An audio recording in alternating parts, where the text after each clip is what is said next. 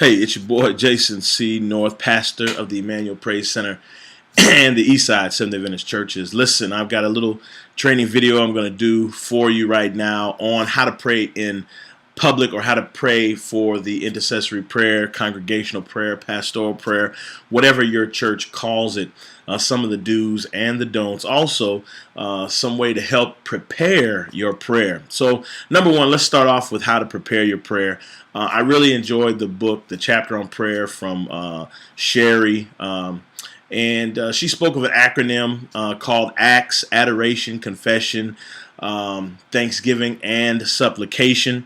And so those are four elements that you want in your prayer. You want their time to be time of adoration, where you let God know, why you appreciate Him, who He is to you as a church. So let me just say this. You want to use words like we, us, and our, plural words. You want to be inclusive, because it's not a private prayer. So let me get back to the ACTS acronym. So you have adoration, you have confession.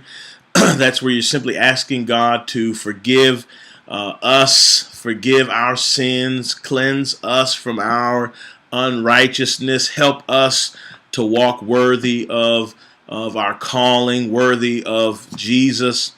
Then you have Thanksgiving. There's a time of Thanksgiving.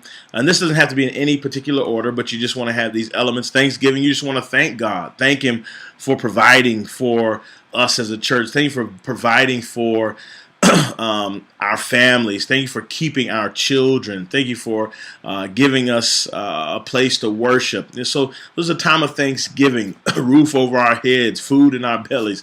There's a time of Thanksgiving. Then there's a time of supplication. And this is where you were asking God for some needs, and there's always some real needs in the congregation. There's always financial needs in your church. There's always relational needs in your church. There's always spiritual needs in your church. So those three areas, you really can't go wrong. You can mention marriages, you can mention parenting, you can mention rearing of teens, you can mention reconciliation. There's healing. There's healing always needs to take place. Every week there needs to be healing and deliverance. So these are prayers of supplication. And so if you just kind of use that acronym, adoration, confession, thanksgiving, and supplication, as you prepare your prayer, that'll work well. What I advise is that you maybe write your prayer out. If you've never prayed before, I advise you to write your prayer out in advance and time yourself. Remember, you don't want to go too long, and you surely don't want to be too short. Again, in my context, as we invite people to come to front in both my churches, you invite people to come down front. They don't want to come all the way down front for no 15-second prayer, y'all. So it has to be something of substance. There has to be some transparency in the prayer. There has to be something meaningful being said. And people will feel robbed. Black folk will feel robbed if you don't go at least a minute and a half or so. No more than 2 minutes. 2 minutes is the cutoff point. Anything above and beyond 2 minutes is a little bit too long. You get to 3 minutes, 4 minutes, and it begins to feel like 30 minutes. All right. So if people are standing, if people are sitting, if people are kneeling, it can be very uncomfortable if you go too long. So those are some of the things that you want to think about as you prepare yourself in prayer. Even seasoned individuals that pray. Listen, one of the don'ts is a lot of repetition. That's why the prayer needs to be prepared. Think about what you're saying. Think about what you're going to say. Don't repeat yourself over and over again. Say the same thing over and over again. So that's one of the pitfalls, one of the don'ts, is being very repetitive in your prayer time. So essentially, in a nutshell, very quickly, man, acts. You have adoration, confession, thanksgiving, supplication. You want to make sure your prayer is no less than a minute, no more than 2 minutes.